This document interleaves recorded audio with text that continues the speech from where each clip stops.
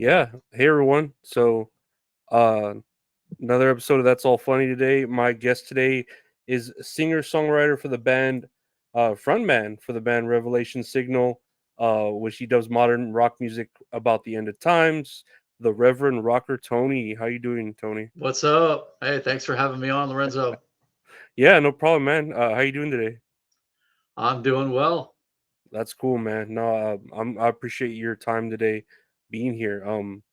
No, it's very nice. So, like before, we get into it, being where you are today with who you are before, the Revelation Rocker, the Reverend Rocker, Tony. Yep. What did you want to be aspiring to growing up? Did you always have music in you, or did you want to be someone else, something else? That's a great question.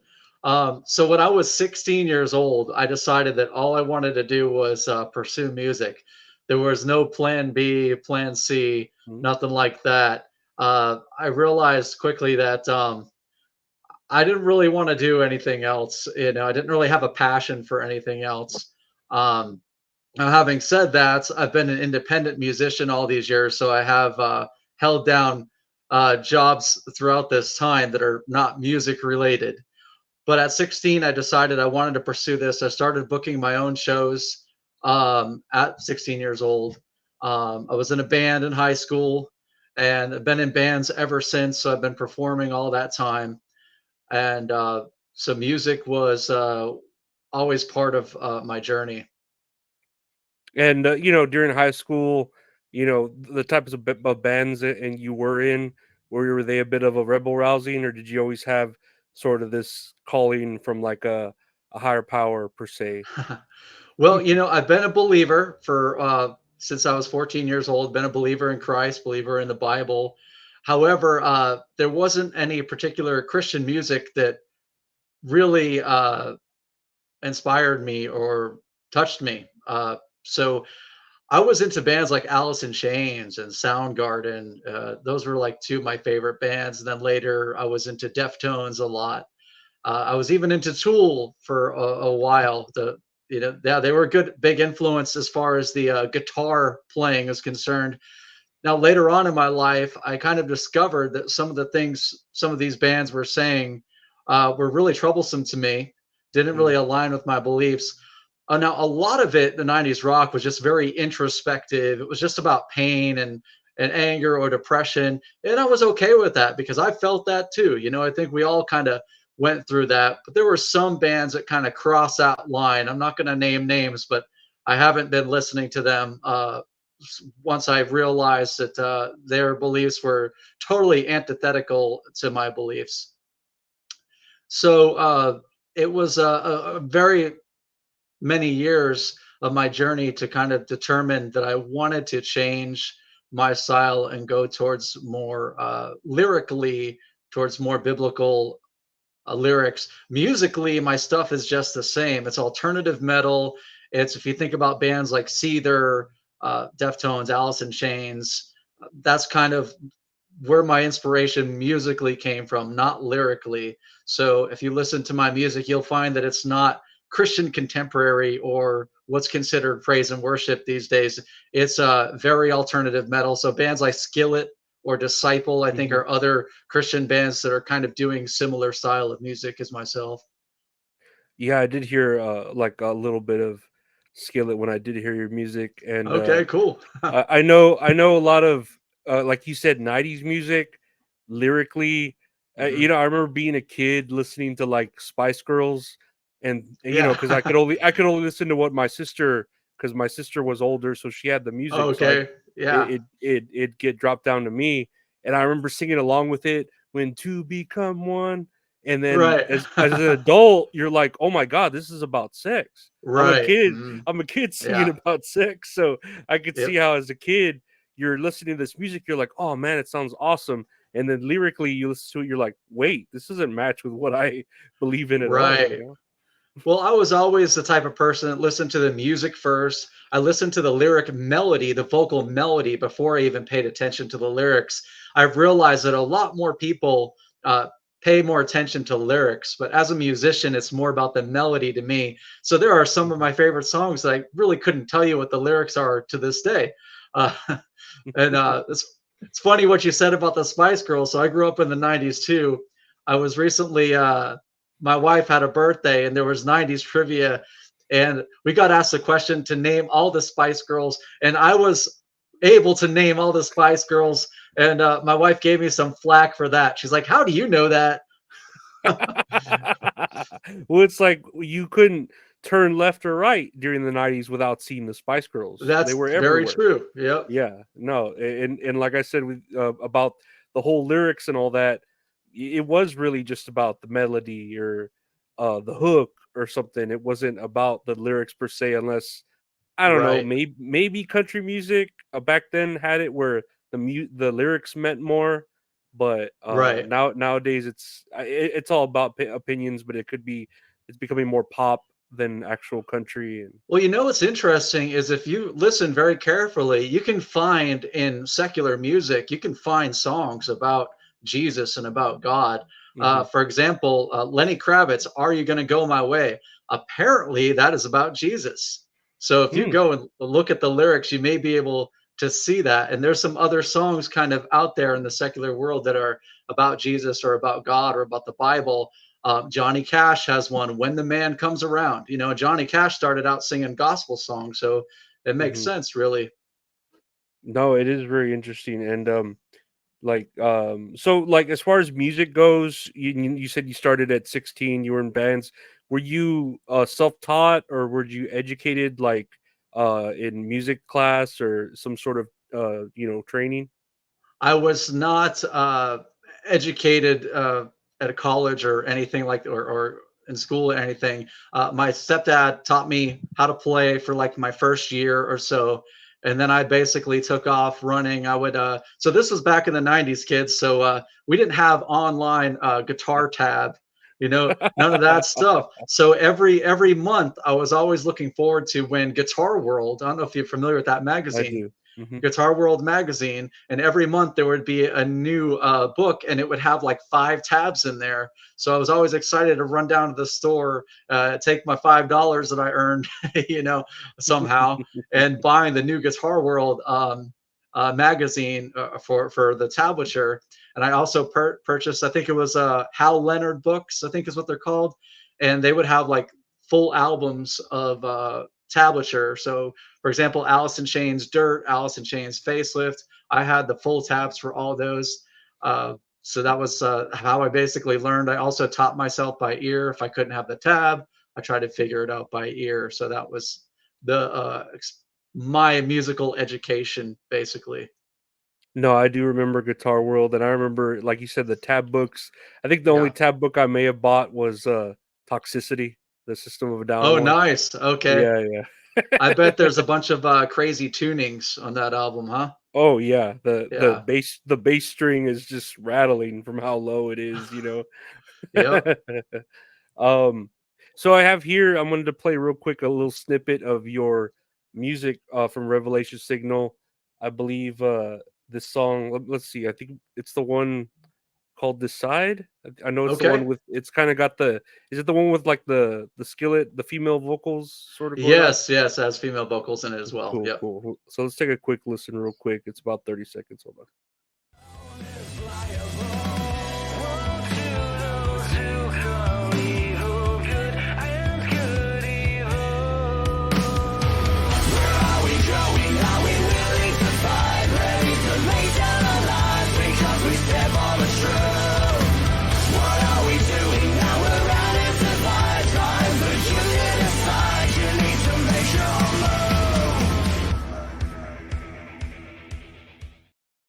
And yeah, no, I really hear that skillet vibe going. I really like the Cool. harmonies to it. Real great. You do like have the message of God and America in the music. I could hear it, pretty easily, like in the lyrics. It's not hidden or anything, sort of in metaphors. What Mhm. inspires you to write this music, or have you always been, like you said, into like God and America and all that? You know, so it's really interesting that you made the comment about hidden inside metaphors because that's kind of what I used to do. I would kind of throw out, lyrics here and there that might be about God or about my faith and my journey. And people would sometimes recognize that and say, "Hey, I just realized that song's about God." And I'm like, "Yep." And that was kind of in the past because, like I said, I've always been a believer. So that was kind of into my music. But this time, like you said, I'm not hiding anything. I'm putting it all out there. It's a very deliberate decision. And your question is great because I think that's a lot of questions that a lot artists and musicians don't usually ask themselves. And they need to sit down and ask themselves, what is it that I'm trying to communicate with this music? What do I stand for as an artist? And it took me many years to figure that out because I was kind of like, why am I doing this? Why am I screaming about my pain or my depression or my anger? And I realized, you know what? I want to write music that's actually going to contribute and encourage and inspire people's lives. And so that's why I deliberately wrote these songs. I'm coming right out and I'm telling people about Jesus, mainly that he is returning. A lot of people who are believers, Christians, they don't really recognize that Jesus did say that one day he is going to come back. And Hmm. so that's kind of some of the topic of my songs. And it's also standing up for truth, trying to encourage people in the face of tyranny to stand up for the truth, to stand up for our rights. Here in the United States, we have rights, and I think that it is important that we stand up for those rights. And so I wanted to come out and say that directly. No, yeah, and and I was gonna ask, do you think music is the best way to spread this message? Because I mean, you could, some people just try to, like through religion and through speeches, spread that message. But do you think music is just the way to the soul? That's such a good question. You must have interviewed a lot of artists in the past. No, seriously. Um, so for me, it is okay. My gift and my talent is in music. So I've decided that that's how I'm going to use it. There are other people out there who do, like you said, the speeches, or they're pastors, or they do it in other worlds through movies, through film, through writing, through books. My particular gift is through music. And we're all part of the body of Christ as believers. And as a body, one of us may be a hand, another one may be a mouth, or an arm, or we're different parts of that body. And so the part that I function in is through music. No, that's great. Yeah, no, and like you said, you don't hide the message at all. So it's just it's refreshing. Like Thank you. I don't consider myself, like, I'm Catholic. I do believe, in a higher power and Hmm. everything. And there is, one of those things where a lot of Catholics can believe one part but not believe the other. And it's Hmm. like, no, you have to accept everything if you want to be like a true believer. So it's refreshing to see someone that truly does, like, you're it doesn't sound like this is just a cash cow of you just taking advantage of demographic. You're truly believing in what you sing and what you feel. Honestly, yeah, and honestly, I'm trying to find my demographic. I mean, I know there's an audience out there. I'm trying to reach them as a relatively unknown independent artist. I really don't know. And these songs are meant for free too. So anybody can download them for free on the Bandcamp. I'm not charging for these songs. And as far as, like, the world right now, do you think it has a lot to do with how the world is right now? It's so doom and gloom, and there's like no hope. No one seems to have hope. Do you think there is, like, hope for us in any shape or form? Or do you think everyone's so pessimistic, negative? What do you think? Okay, so I'm about to get into probably a controversial topic here. So if you're a believer in Christ, which the Bible says if we believed, we are saved, then there is hope for us, and that hope is in the blessed hope and the glorious return of our Lord Jesus Christ. That's Titus 2:13.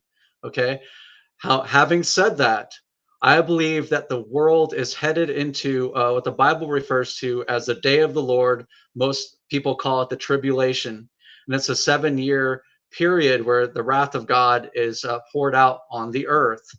So that's why my message is so important. And Decide the song, I'm telling everybody, look, Jesus is coming back. We're about to head into the tribulation, And it's time to make a decision, because whoever you say Christ is, whether you believe in him or not, you are basing your, that's the most important decision of your life. And so do not take it lightly. Read the Bible, find what the words say. We're headed into a time, the tribulation time, and that is a time on the earth that is going to be very difficult. And without getting too much into theological doctrine, my belief is that there's going to be a rapture of the church, which is Hmm. before the 7 year tribulation. And then Jesus Christ will return on the earth to establish his kingdom at the end of the tribulation. There are other beliefs out there surrounding that, so I don't want to focus too much on that. But I do want to tell you that the key is Jesus Christ and to put your faith in him. No, absolutely. Like it's not that whether I agree or not about all of that, I still do believe that in, religion, there are parts that make you a better person if you just follow what the commandments are, or Hmm. what like Jesus did, like they just make you a better person, and it's not a bad thing whether to believe in that or not. It there are the parts that you would just be a better person if you believed in that.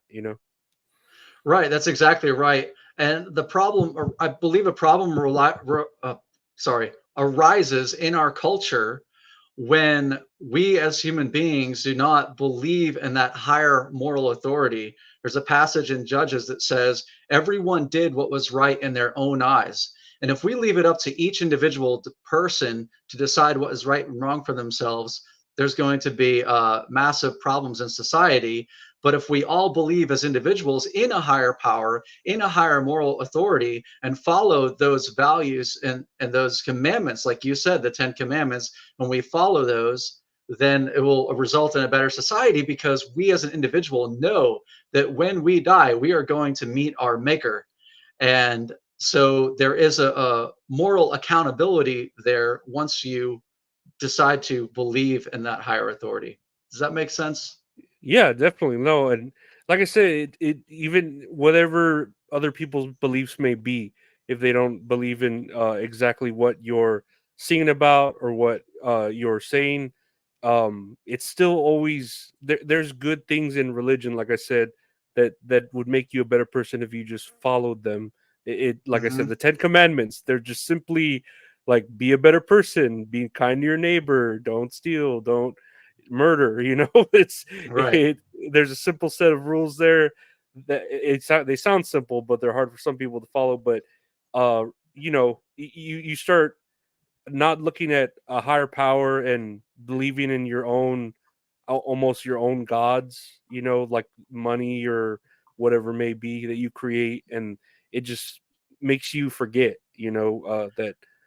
that you're being, I don't know, not being watched, but there's a higher power judging you, and you need to be a better person. Yep, you're exactly right. And out of the 10 Commandments, 9 of those are repeated in the New Testament from the time that Jesus walked and on throughout the epistles. So I believe that as Christians, we are called to follow those.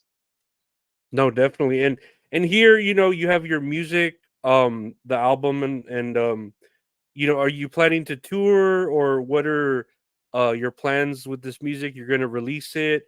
Do you plan, like I said, to tour? Do you ever plan to go into other genres, or do you want to just continue with this like hard rock sort of alternative? So the plan is to release these songs as singles once a month. So, not sure when this is broadcast, but I have a song coming up here in August called Mission. The next song is going to be Stand Up in September. And then the fifth song of this batch of songs is called Lift Your Head. And that's going to be released in October. So, throughout this time, as we're talking, today's date is August 9th. Hmm. So throughout the next couple of months, I'm going to be creating an awareness through podcasts and such on to see really if there's a demand for this, if people want to see this, and if it appears that people are interested in this, then yes, I will put together a band. And like I've stated before, I've played in many bands, so I can put together that band very quickly if necessary. As of now, it's kind of a solo project, So ideally, yeah, I would like to take this on the road. I'd like to see if there's people who are interested in seeing us perform this live. And as of now, I'm going to keep the songs in this genre that they are. I have written acoustic, more mellow songs in the past and released those under the name Tony on Fire, if you want to look that up. But Oh, all in all, my specialty is kind of in the rock world, rock vibe. But there's no telling what will happen next year. let me ask you a question pertaining to music. Now with the AI sort of where you can type in a prompt and it creates a song, and here you are, diligently making your own music, writing Right. your own lyrics. What's your opinion on that as far as AI just again pressing a button, making a song, and you're here pouring your heart and soul into music? How do you feel about that? I know there's some strong opinions, musicians that are against this. I don't particularly have a dog in this fight. If you want to create AI music, go for it. Right now, you can recognize it. There are people who can recognize it, especially vocally. If you listen to it, you can recognize that's AI. I think as we go further into technology, it'll become more and more difficult to tell whether a song is AI or not. So there is something to be said about the human element added to these songs. And it's my job as a musician and artist to create songs that stand out from those AI songs. And I should be able to do that. So I don't see it as competition. If people want to use that, that's fine. If they want to hear something more authentic, then you can come to musicians and get the real deal. AI is not going to perform songs either. So if you still want to go out and see live rock music, you're going to have to see somebody like myself. No, definitely. No, yeah, I've heard those songs or even those there's no soul in them. Like if you do hear them, that you can tell it is kind of scary that they are at the point that they're at because they're only going to get better. Right. But there is something with at least I know with your music where you're putting, your message into it and it's truly what you believe. An AI doesn't believe what it's told to put into it. It's just told to put something and it creates it together from a amalgamate or a bunch of other people's perspectives or thoughts. So obviously, there's always a place for musicians such as yourself who put their whole heart and soul into it. That is a very astute observation. Yeah, I agree wholeheartedly. No, and what I want to ask lastly, and I appreciate your time again. And what advice would you give to the younger musicians or even your younger self with writing your music and putting yourself out there into the world? Because it's, I mean, yeah, right now we're in the day and age where someone can put out a song and it get put on YouTube and get views, but there's still some people, even such yourself, are trying to get yourself out there and it's still difficult. What advice would you give to your younger self or to other musicians trying to make a name for themselves? So this is something that I always communicate to my students. I've been teaching guitar and directing bands for the past 4 years, and I always tell them that the music business is not about music. At least it's very little about music. Music business is about people. And this is something I didn't learn until probably my mid 20s. And I wish I learned that when I started.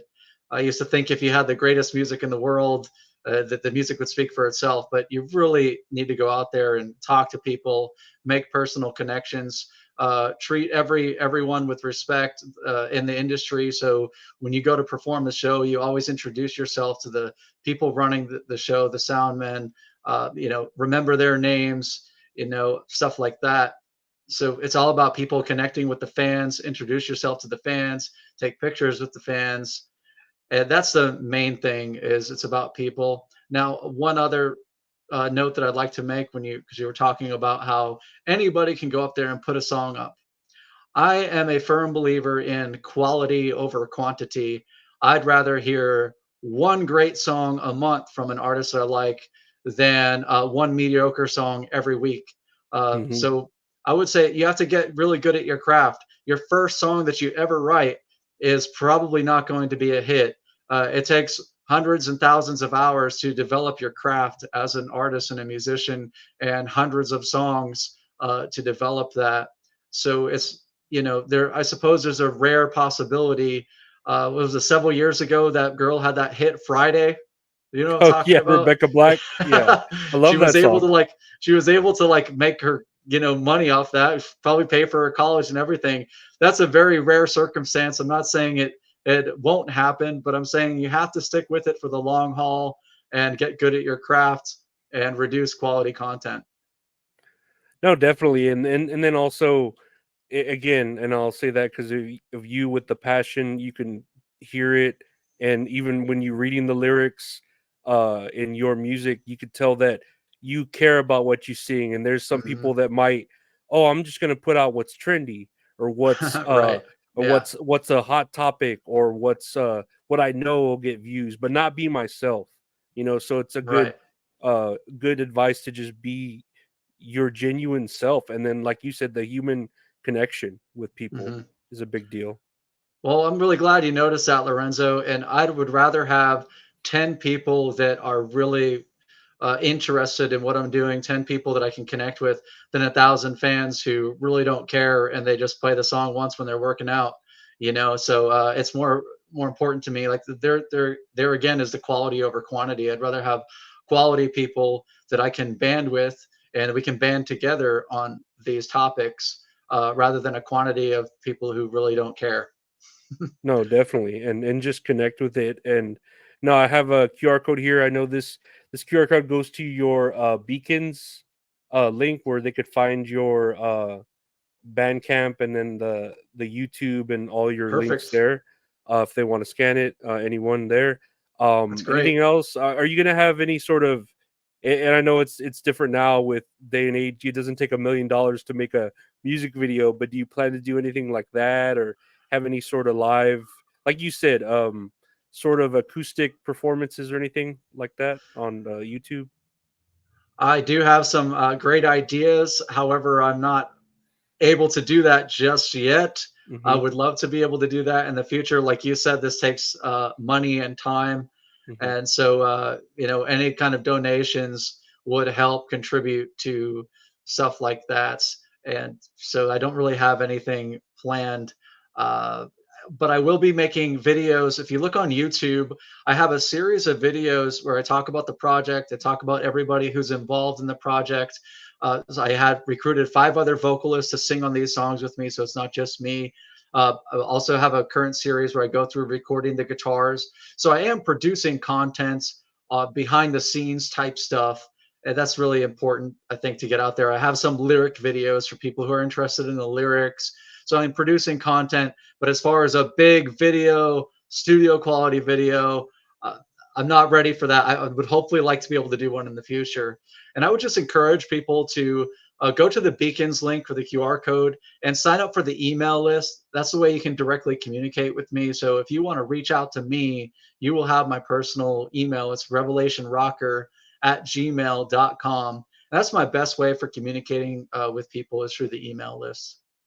All right, great. No, and again today I appreciate your time, and of course, you sound like you believe in what you're putting out there, and that's I something do. that I Mhm. I feel is it's not there anymore in people, being genuine. So I really Mhm. appreciate what you're doing with your art, and I hope people, even if they may not chime with the or agree with the beliefs, at least understand that the passion you put out there is genuine, and that's what I Thank you hope so for. much. Yeah, Thank and you. yeah, no, of course, and thank you for your time, and I hope nothing but success for you. I really do appreciate your time.